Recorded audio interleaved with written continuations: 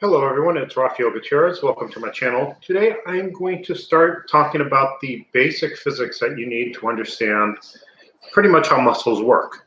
The interesting thing is muscles pretty much use bones as levers. And so there's a lot of different things that actually happen which to really understand we need to go back to. And I'm going to actually start with these here, and I made sure I wrote them so I don't forget to address them. And that is Newton's basic laws of physics. So the first law of physics actually is known as the law of inertia. And pretty much it's the idea of something at rest will stay at rest, something moving will stay moving unless acted on by another force. If you think about this, inertia is any body's tendency to try to stay in the same place. There's stability, equilibrium. I'll talk more about that next time probably.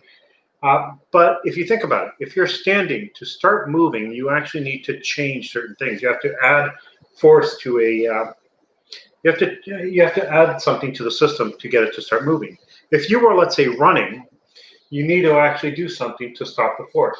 So that's actually the idea of the first law of motion. You have inertia, and your body tries to stay where it is, and you need some force to cause it to move. So for instance, if you see this eraser here, it will stay here unless I decide to move it. Now, as I press on it, I have to put enough energy to change its inertia or its momentum. So for instance, if it's actually moving towards me, it has momentum.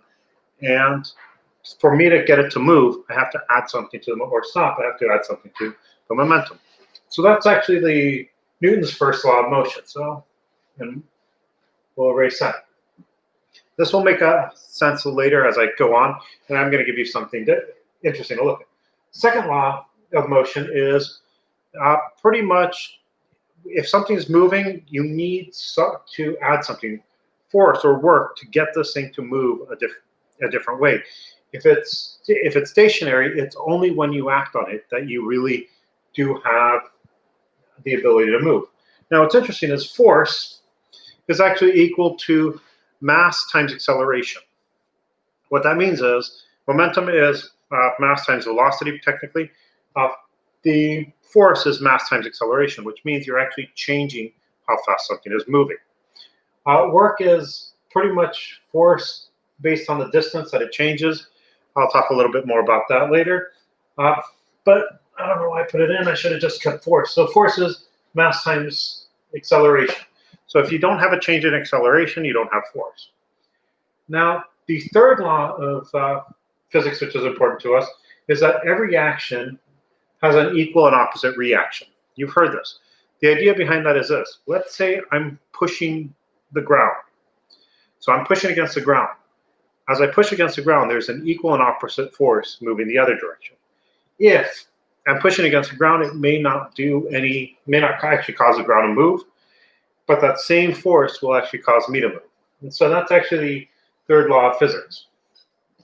So everything has an equal and opposite reaction. Now, I kind of wanted to do this this is actually pretty big. It has a lot of different steps. And so I kind of wanted to do this a little short, but still give you something that you can go back to. And what I wanted to end with is collisions. And this will actually, like I said, this will actually play into role, and I'll talk about that later. Collisions are pretty much whenever two objects touch each other. And there's two types of collisions. You have the elastic and inelastic. Now, the definition of an elastic collision is that there's no change in kinetic energy. It's important that we realize that there's no change in kinetic energy. That means that whatever hits, if this fist were to hit this hand would move the same, pretty much with the same kinetic energy as this hand. So the weight would be the same. The kinetic energy is half the mass times velocity squared. So everything would be conserved. Now, we always will lose something based on gravity, on friction, and also on deformity, which we'll talk about later a little bit. Because you have the elastic, which is everything conserved, no change, and the inelastic, where you have a change in kinetic energy. The reason you have a change in kinetic energy is because it's lost through certain things. For instance, one of the best ways things are lost is through deformity. Now, the interesting thing about physics is when you're looking at these collisions, the kinetic energy doesn't really necessarily tell you how much damage is going to happen right away. I mean, here's the thing, using everything together. I want you to think of you standing there. You have inertia, you're standing there. If you're hit with the kinetic energy of, let's say, a 2,000 kilogram truck going 1 mile per hour, that truck may actually hit you and collide into you and continue pushing you. The kinetic energy probably wouldn't change much. It would still continue moving. It would probably lose a little bit of acceleration, probably even neglectable in this case. But that's actually has a bit of kinetic energy behind it, and it's not going to lose. It's going to be mostly an elastic collision. Let's take the other case. Let's take the same kinetic energy of a baseball. Roughly, I think I ended up doing the math, and it's a baseball going 90 miles per hour has the same kinetic energy of a Mack truck going 0.7 miles per hour. So it has a little less kinetic energy than the 2,000 truck going 1 mile per hour. But a baseball moving 90 miles per hour will hit me. And if a baseball hits you, you don't actually necessarily move. It doesn't actually have, all the kinetic energy is lost. You don't move much, the ball falls to the ground, but all that goes somewhere. That's why this is an inelastic collision. So it hits and it causes deformity. How much deformity? Well, if you've ever seen any baseball game when someone gets hit by a 90 mile per hour fastball, you realize that there's a lot of deformity in the pretty much broken bones and all that. Or if you don't want to use a human body, you can use a aluminum car. Getting hit by a car going 0.1 mile per hour, you'll probably just push the car. The fastball won't. Now, that's actually really important for a lot of reasons. One is, we're talking about kinetic energy is what's important. It's actually pretty much the velocity of something moving and something that's going to hit, and that kinetic energy is going to be transferred into something. If it transfers into something and doesn't cause movement, the kinetic energy is lost, and that loss of kinetic energy happens pretty much is going to be due to breaking structures within the body. If you don't lose the kinetic energy, you'll push it. And so here's the thing. A lot of times I've actually seen people give you force equations for how something is actually moving. Well, the force doesn't really matter, because if you think about it, if you're getting, I should say that again. It's not that the force doesn't matter. What it is it's the force isn't what we're actually looking for. We're looking at kinetic energy. And we're looking at how fast this kinetic energy is transferred into a collision. How fast, if we are able to get rid of the inertia of an object and pretty much transfer that energy to move it. If we don't get if it actually transfers too quick to cause the inertia to begin, that energy is going to break structures. If it's slow enough that the kinetic energy will actually be able to push you past your inertia, you'll actually end up not having the internal damage, that you would. And so that's actually one of the neat things. Now, as we go into bones and muscles, we actually do need to look at force, though, for another reason. And that's this. Muscles actually are what's going to pull, and they kind of work in synergy with other muscles. What I mean is, if you want to make a movement in the body going in one direction, we'll go this way, you may have muscle A pulling this way, muscle B pulling this way.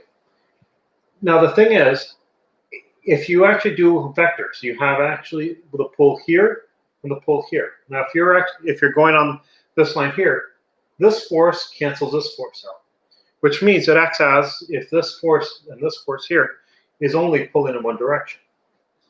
Now, the reason that's actually interesting is that's not just in how muscles pull. It's also in pretty much most body movements. Any force, any movement, mass times acceleration, is going to be at a vector. And so if you have multiple pulls and you're moving in a straight line, to get that to move at a different angle, all you have to do is add a little force on one side of it. The little force should be enough to move that out of the way, depending on, obviously, on how much force and how much speed and how much kinetic energy is in there. You do have to break the inertia. And I am going to talk a lot more about these properties of physics. This is a basic property of physics. when I go more into muscles and how muscles heal, and even actually a lot of the some molecular stuff of muscles. The other reason I'm actually mentioning this is it's actually something I always try to do as much research as I can when I try to make these videos. And one of the things I found was there was a National Geographic show which tried to explain the physics of martial arts.